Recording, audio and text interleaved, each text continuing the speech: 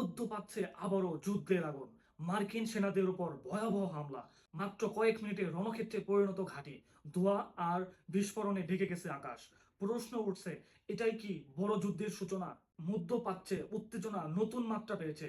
সাম্প্রতিক এক ভয়াবহ হামলায় প্রায় 500 মার্কিন সেনা লক্ষ্যবস্তুতে পরিণত হয়েছে বলে বিভিন্ন সূত্রে জানা গেছে।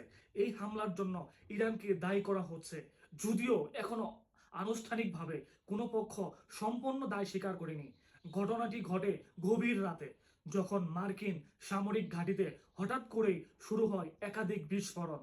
হামলার তীব্রতা এতটাই বেশি ছিল যে কয়েক মিনিটের মধ্যেই পুরা এলাকা ধোঁয়া ও আগুনে ঢেকে যায়।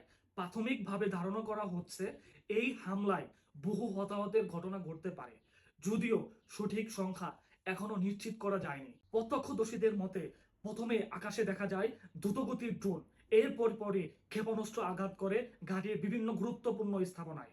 মার্কিন প্রতিরক্ষা দপ্তর জানিয়েছে তারা পরিস্থিতি নিবিড়ভাবে পর্যবেক্ষণ করছে এবং জরুরি ভিত্তিতে উদ্ধার অভিযান চালানো হচ্ছে। আহতদের দ্রুত নিকটবর্তী সামরিক হাসপাতালে স্থানান্তর করা হয়েছে।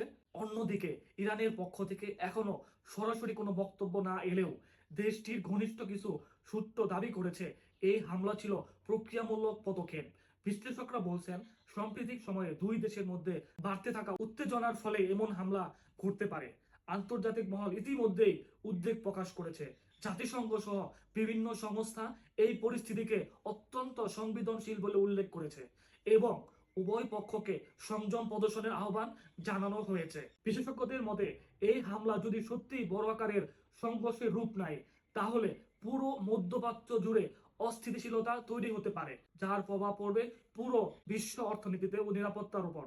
এদিকে সামাজিক যোগাযোগ মাধ্যমে ছড়িয়ে পড়া কিছু ভিডিওতে দেখা গেছে বিস্ফোরণের পর ঘাটির বিভিন্ন অংশে আগুন জ্বলছে এবং উদ্ধারকর্মীরা ধ্বংসস্তূপের নিচে আটকা পড়া সেনাদের খুঁজে বের করার চেষ্টা করছে।